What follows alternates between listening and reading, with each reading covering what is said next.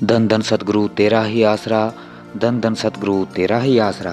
आप सारी साध संगत जी को पूज्य गुरु संत डॉक्टर गुरमीत राम रहीम सिंह जी इंसा का अनमोल वचन सुनाते हैं जी। मौत के समय रूह शरीर को छोड़ती है। मौत के समय प्राणों की शक्ति सारे शरीर के रोम रोम में से सिमट कर ऊपर की ओर खींची जाती है। प्राण रूह का आधार है, इसलिए प्राणों के साथ ही रूह की धाराएं आँखों के द्वारा 10वीं गली में समा जाती हैं। आँखें पलट जाती हैं। इस प्रकार प्राण इस शरीर को त्याग जाते हैं तथा शरीर प्राणों के बिना मुर्दा पड़ा रहता है। शरीर की शोभा रूह के कारण ही है, और जब रूह शरीर को छोड़ जाती है तब यह मिट्टी हो जाता है तथा इसका मूल्य फूटी कौड़ी भी नहीं रहता।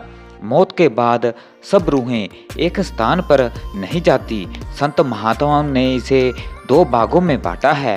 पहले ऐसे जीव हैं जिन्होंने मनुष्य जन्म धारण करके किसी पूरे गुरु की शरण नहीं ली और न ही उनसे नाम जपने की युक्ति प्राप्त की है। वे जीव नाम से खाली, नाम विहीन, मनमुख अथवा निगुरे कहे जाते हैं। इस श्रेणी में दुनिया का बहुत सा भाग आ जाता है। ऐसे जीवों को मौत के समय बिना किसी मददगार के अकेले ही जाना पड़ता है। किसी महात्मा ने निगुरे जीव के बारे में लिखा है कि वह अंत समय वहां अकेला ही जाता है और उसके साथ कोई मददगार नहीं होता। जिन जीवों को किसी पूर्ण सतगुरु का मिलाप नहीं हुआ अथवा जो जीव पूरे सतगुरु की शरण में नहीं आए, वे भाग्यहीन हमेशा काल के अधीन रहते हैं। मृत्यु के बाद वे नीच जूनियों में चले जाते हैं और जन्म मरण के चक्कर में भटकते रहते हैं। पूज्य गुरु जी फरमाते हैं कि यहाँ की मान बढ़ाई, ऊंची जात तथा सुंदरता का अहंकार आदि मालिक के दरबार में कोई काम नहीं आते। ऐसे लोगों को किसी प्रकार की कोई छूट नहीं दी जाती। यहाँ तो केवल कर्मों के अनुसार ही भुगतान होता है। केवल शुभ कर्म अथवा नेक अमल करने वाले प्राणी ही धर्मराय की सजा से बच सकता है। कोई भी कर्म अच्छा या बुरा जो हम करते हैं हमारे हिसाब में लिख दिया जाता है, जिसका फल अवश्य भुगतना पड़ता है। पापी जीवों को उनके बुरे कर्मों का फल नरकों में तथा पुण्य आत्माओं को, धर्मी पुरुषों को उनके भले कर्मों का फल स्वर्ग में रखकर भुगताया जाता है। नरकों व स्वर्गों की अवधि समाप्त हो जाने पर जीव को फिर 84 के चक्कर में डाल दिया जाता है और कर्मों का सिलसिला फिर शुरू हो जाता है। यह गोरख धंधा सतगुरु की कृपा के बिना समाप्त नहीं हो सकता।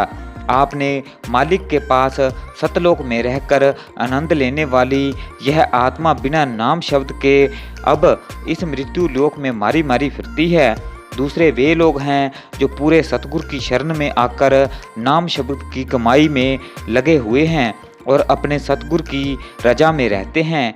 ऐसे जीवों को गुरुमुख कहा जाता है। जो प्राणी अपने सतगुरु के वचनों पर कायम है तथा उन पर अमल करते हैं, बेशक उन्होंने शब्द की कमाई नहीं की, फिर भी ऐसे जीवों की सतगुरु हर समय तथा हर जगह पर रक्षा करता है। मौत के समय तथा मौत के बाद भी उनकी पूरी संभाल होती है। अपनी चिताई रूह को अंतिम समय सतगुरु समय लेने आता है।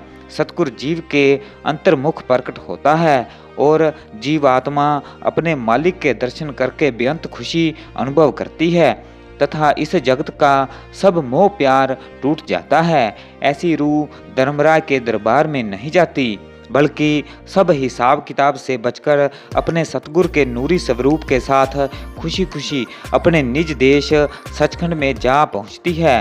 काल उसके निकट तक नहीं आता। धन धन सतगुरु तेरा ही आसरा, धन धन सतगुरु जी तेरा ही आसरा।